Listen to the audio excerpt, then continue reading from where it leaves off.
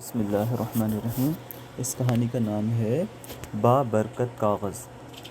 دنیا خود بھی فانی ہے اور اس کی تمام چیزیں بھی زوال پذیر ہیں۔ دنیا خود بھی فانی ہے یعنی ختم ہونے والی ہے، ختم ہو جائے گی، اور اس کی تمام چیزیں بھی زوال پذیر ہیں یعنی وہ سب بھی ختم ہو رہی ہیں، ختم ہو جائیں گی۔ اس کی خوشی اور غم بھی ہمیشہ کا نہیں۔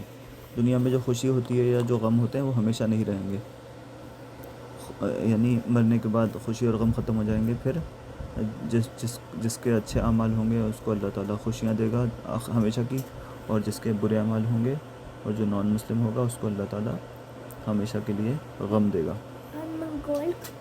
ہاں، منگول جنہوں نے جو نان مسلم منگول تھے ان کو اللہ تعالیٰ ان کے حساب سے سزا دے گا۔ ہاں مسلم بن گئے تھے، ہاں، بعد میں پھر مسلم بن گئے تھے۔ سارے نہیں نا؟ ہاں، سب نہیں بنے تھے لیکن زیادہ تر بن گئے تھے۔ خوشی کے بعد غمی اور غم کے بعد خوشی، یہ سلسلہ اس دنیا میں چلتا رہتا ہے۔ ہاں، جس دن قیامت برپا ہوگی، حساب کے لیے ترازو قائم ہوگا، یعنی اللہ تعالیٰ انصاف کرے گا کس کا زیادہ اچھے اعمال ہیں اور کس کے زیادہ خراب اعمال ہیں، اس کے حساب سے اللہ تعالیٰ ان کو جزا دے گا۔ اور سارے لوگ امید اور خوف کی کشمکش میں بے قرار ہوں گے۔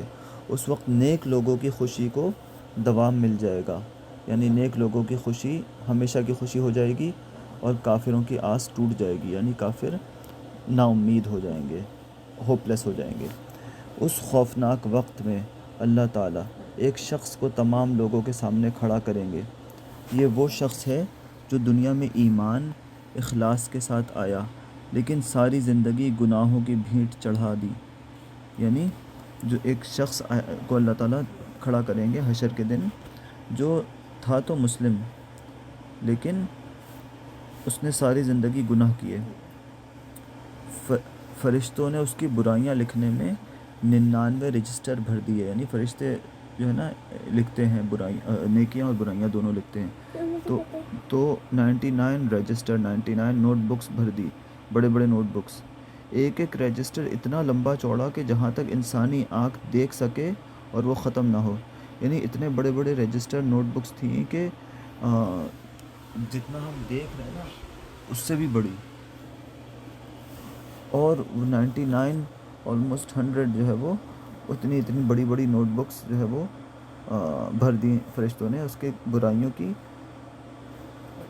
اب اس کے سامنے اس کے گناہ بھی ہیں اور نیکی میں صرف کلمہ طیبہ کی گواہی، یعنی اس کے سامنے اس کی اتنی کھربوں برائیاں ہیں کہ اس کے 99 رجسٹر بھرے ہوئے ہیں، اور لیکن نیکی میں کیا ہے کہ وہ صرف مسلم تھا تو اس نے صرف کلمہ پڑھا تھا، یعنی اس کو پتہ تھا کہ اللہ ایک ہے اور حضرت محمد صلی اللہ علیہ وسلم اللہ کے نبی ہیں، اور اس کو اس بات کا یقین تھا کہ اللہ ایک ہے اور کہ ہمارا رب اللہ ہے اور حضرت محمد صلی اللہ علیہ وسلم اللہ کے نبی ہیں، لیکن وہ کبھی اس پر عمل نہیں کرتا تھا، یعنی کبھی نیک کام نہیں کرتا تھا، ہمیشہ گناہ کرتا تھا، لیکن اس کو یقین تھا اس بات کا۔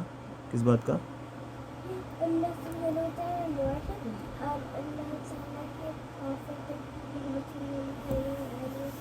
ہاں،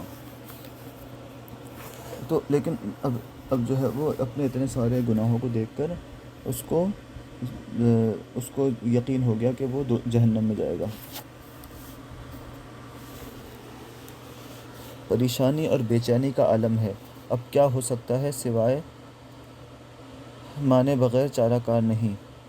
چنانچہ اللہ تعالیٰ پوچھیں گے، اے میرے بندے، ان گناہوں میں سے کسی کا انکار کرتے ہو؟ وہ جواب دے گا، نہیں اے میرے رب۔ پھر سوال ہوگا، تیرے پاس کوئی نیک عمل ہے؟ وہ جواب دے گا، کچھ بھی نہیں۔ اب تو اس کو یقین ہو گیا کہ جہنم میں جلنا پڑے گا۔ اس وقت کا غم، اس وقت کا خوف، العیاذ باللہ، اللہ کی پناہ۔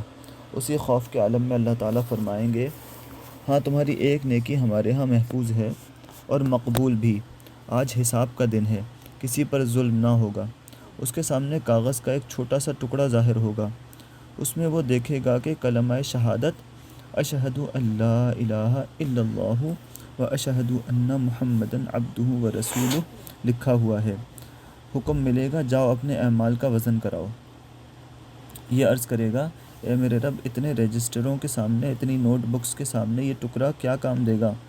پھر ارشاد ہوگا اللہ کا، جاؤ وزن کراؤ، آج کوئی ظلم نہ ہوگا۔ یہ شخص جائے گا اور دیکھے گا کہ ترازو لگا ہوا ہے جس کے 2 پلڑے ہیں، یعنی 2 سائڈز ہیں ترازو کی، 2 پلیٹس ہیں، پلیٹس وہ ترازو سے لگی ہوئی ہیں، ایک گناہوں کی پلیٹ ہے، ایک گناہوں کا پلڑا ہے اور دوسرا نیکیوں کا پلڑا ہے، اور وزن ہو رہا ہے۔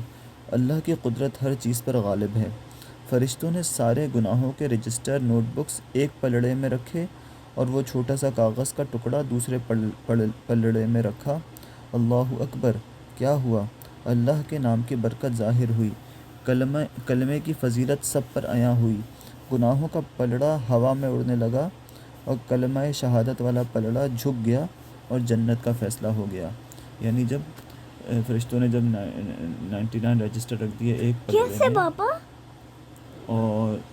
اور بتاتا ہوں، اور کلمہ شہادت والا پرچہ چھوٹا سا وہ ایک پلڑے میں رکھ دیا، وہ اتنا بھاری سب پہ ہو گیا وہ نیچے آ گیا اور کیسے؟ باقی سارے رجسٹر اوپر چلے گئے، یعنی اس کا جنت کا فیصلہ ہو گیا۔ دیکھتے ہیں ابھی تو اس سے ہمیں کیا سبق ملا کہ حضرت محمد صلی اللہ علیہ وسلم نے سچ فرمایا کہ جبرائیل میرے پاس آئے۔ حضرت محمد صلی اللہ علیہ وسلم بتا رہے ہیں کہ جبرائیل میرے پاس آئے اور کہا جو شخص آپ کی امت میں سے اس حال میں مرے کہ اللہ کے ساتھ شرک نہ کرتا ہو وہ جنت میں داخل ہوگا۔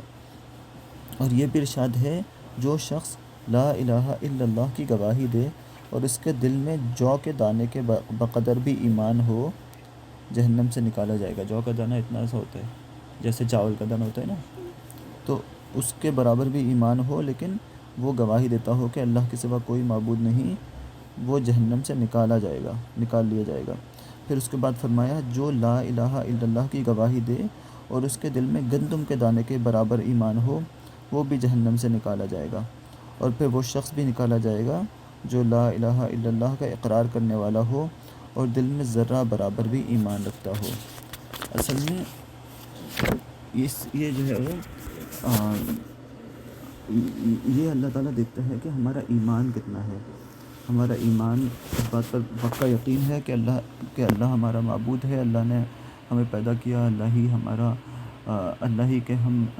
ہمارا عبادت کے لائق ہے، اور حضرت محمد صلی اللہ علیہ وسلم اللہ کے نبی ہیں، اور تمام نبی جو ہیں وہ اللہ کے بھیجے ہوئے ہیں، اور حضرت محمد صلی اللہ علیہ وسلم آخری نبی ہیں اللہ کے۔ اور تو اللہ تعالیٰ کی مرضی ہوتی ہے کہ اللہ تعالیٰ گناہوں کو معاف کر دے یا نہیں کرے، لیکن سب سے اہم چیز کیا ہوتی ہے اس کے بعد، یعنی کہ توحید، یعنی اللہ کے اوپر یقین رکھنا اور حضرت محمد صلی اللہ علیہ وسلم کی رسالت پہ یقین رکھنا۔ اس کے بعد جو فرائض ہیں اللہ تعالیٰ کے، نماز ہے، روزہ ہے، زکوٰۃ ہے، حج ہے، وہ سب تو اپنی جگہ ہیں، وہ سب اللہ تعالیٰ کی مرضی ہوتی ہے کہ اللہ تعالیٰ چاہے معاف کر دے چاہے نہ کرے، لیکن ہمیں اس کے بعد اس بات کا خیال رکھنا چاہیے کہ ہم کسی اور پہ ظلم نہ کریں، کسی کے ساتھ جھوٹ نہ بولیں، کسی کی غیبت نہ کریں، کسی کے ساتھ بے ایمانی نہ کریں، چوری نہ کریں۔ اچھا بھائی، کہاں سے آ گئی یہ؟ کہاں سے آ گئی؟ میں نہیں سنا تم لوگ کے ساتھ۔ تم لوگ جا کے سو بستر پر اپنے۔